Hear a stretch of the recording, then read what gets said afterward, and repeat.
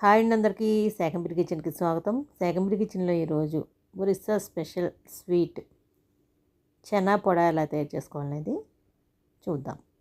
దీన్ని సాధారణంగా షుగర్తో కానీ బెల్లంతో కానీ తయారు చేస్తూ ఉంటారు. ఎక్కువగా షుగర్తోనే తయారు చేస్తూ ఉంటారు అన్నమాట. పంచదార వేసి మాత్రమే తయారు చేస్తూ ఉంటారు. ఇప్పుడు మనం షుగర్ లేకుండా షుగర్ ఫ్రీ మాంక్ ఫ్రూట్ షుగర్తో తయారు చేస్తున్నాను అనమాట.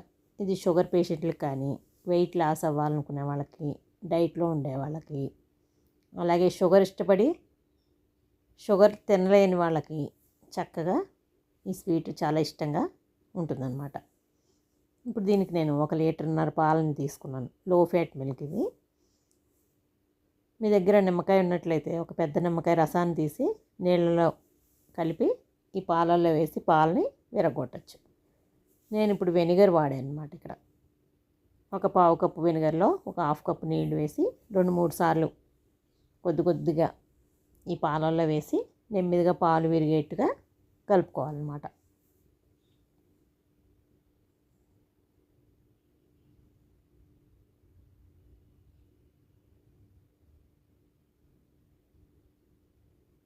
ఈ పాలన్నీ కూడా చక్కగా విరుగుతాయి. నెమ్మదిగా ఒక 2-3 నిమిషాలకి మొత్తం పాలన్నీ విరుగుతాయి.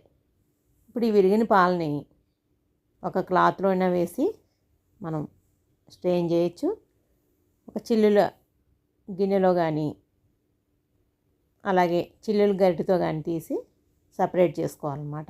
ఈ పనీరు ఈ నీళ్ళ నుండి సపరేట్ చేసి ఒక్కసారి పనీర్ని మళ్ళీ మంచినీళ్ళతో ఒకసారి కడిగి నీళ్ళు ఎక్కువ లేకుండా కొంచెం చూసుకుంటే సరిపోతుందన్నమాట. మరి పనీరు తయారు చేసినప్పుడు గట్టిగా ఉండేట్టుగా మనం ఈ రెసిపీకి తయారు చేయక్కర్లేదు.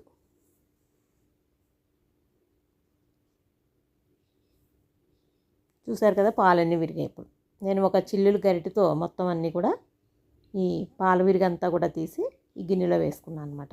వేసి ఒకసారి మంచినీళ్ళతో కడిగి ఎక్కువ నీళ్ళు లేకుండా తీసేసాను అన్నమాట. నీరంతా తీసి పక్కన పెట్టుకున్నాను.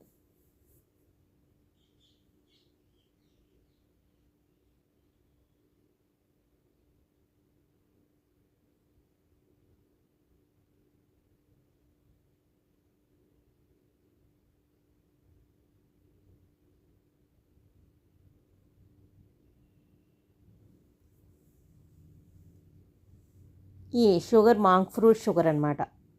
ఇది ఇప్పుడు అమెజాన్లో కూడా దొరుకుతుంది. ఇది నాకు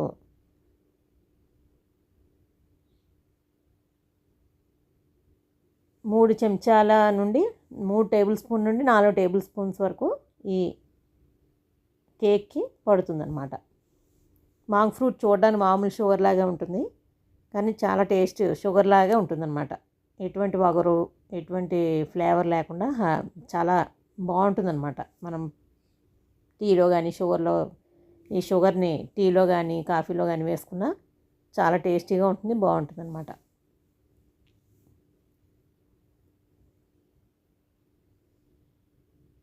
ఈ పన్నీర్ అంతా కూడా చక్కగా ఇలా మెత్తగా మ్యాష్ చేసుకుని 4 టేబుల్ స్పూన్స్ మాంక్ ఫ్రూట్ షుగర్ని వేసి బాగా కలుపుకున్నాను అనమాట. కలిపిన తర్వాత ఇందులో 3 టేబుల్ స్పూన్స్ సూజీ కరాచీ రవ్వని 3 టేబుల్ స్పూన్స్ వేసుకోవాలన్నమాట.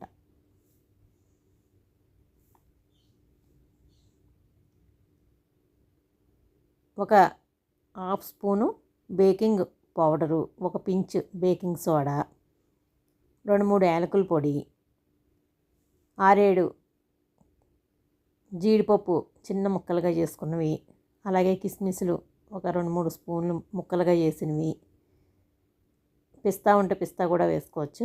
నా దగ్గర ఈ 2 అవైలబుల్గా ఉన్నాయి కాబట్టి ఇవే వేసాను అనమాట. ఒక టేబుల్ స్పూను నెయ్యి వేసుకోవాలి.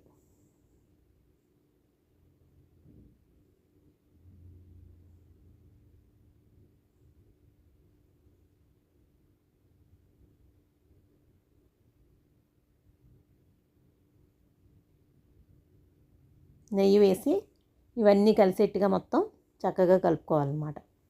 కలుపుకుని మన దగ్గర బేకింగ్ టిన్ ఏదైనా ఉంటే 6 ఇంచు 5 ఇంచు బేకింగ్ చిన్న చిన్న ఉంటాయి కదా, వాటిలో అయితే చక్కగా ఒక బన్లా వస్తుందన్నమాట పెద్దగా. నేను పెద్ద గిన్నె పెట్టుకున్నా కొంచెం.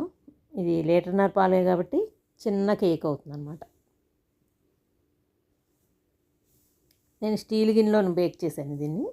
బేకింగ్ పేపర్ వేసుకుని షీటు, దానికి ఆయిల్ గ్రీజ్ చేసి బటర్ పేపర్కి ఆయిల్ కానీ ఘీ కానీ గ్రీజ్ చేసుకుని ఈ మిశ్రమాన్ని అంతా ఈ టిన్లో వేసి బేక్ చేసుకోవాలి.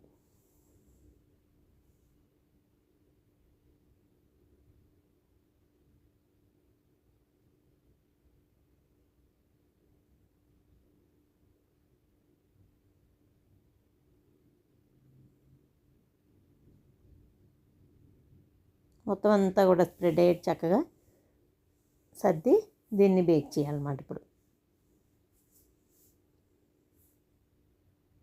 ఒక కుక్కర్లో ఒక 1/2 కేజీ సాల్ట్ని వేసి వేడి చేసుకోవచ్చు. సాల్ట్ లేదు మా దగ్గర ఇసుక ఉందనుకుంటే ఇసుక కూడా వేసి బేక్ చేసుకోవచ్చు అనమాట. ఈ కుక్కర్లో ఈ 10 నిమిషాలు ప్రీహీట్ చేసుకోవాలి మీడియం ఫ్లేమ్లో పెట్టి. దీనికి మూతకి గ్యాస్ కట్ కానీ పైన విజిల్ కానీ పెట్టకుండా బేక్ చేసుకోవాలన్నమాట. మీడియం ఫ్లేమ్లో పెట్టి ఒక 35 నిమిషాలు బేక్ చేసిన తర్వాత కొంచెం కలర్ చుట్టుపక్కల చేంజ్ అవుతుందన్నమాట. చూసారు కదా ఇక్కడ బ్రౌన్గా అయింది. ఇప్పుడు లో ఫ్లేమ్లో పెట్టి ఇంకో 30 గంట కాల్చుకోవాలన్నమాట.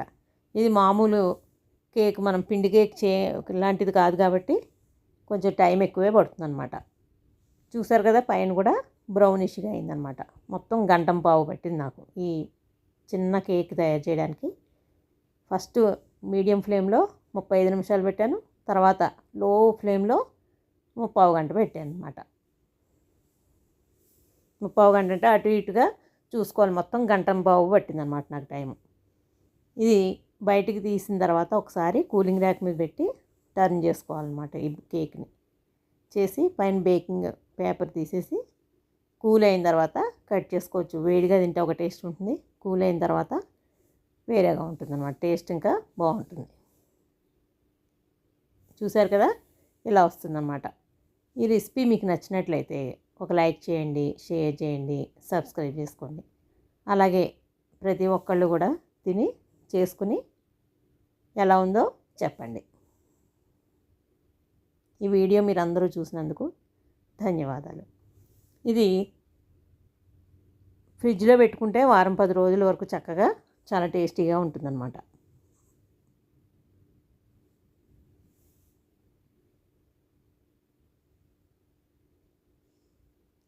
వేడిగా ఉన్నప్పుడు కట్ చేసినందుకు ఇలా వచ్చిందన్నమాట. చల్లారిన తర్వాత చక్కగా కేక్ ఇలా కట్ అయిపోతూ ఉంటుంది.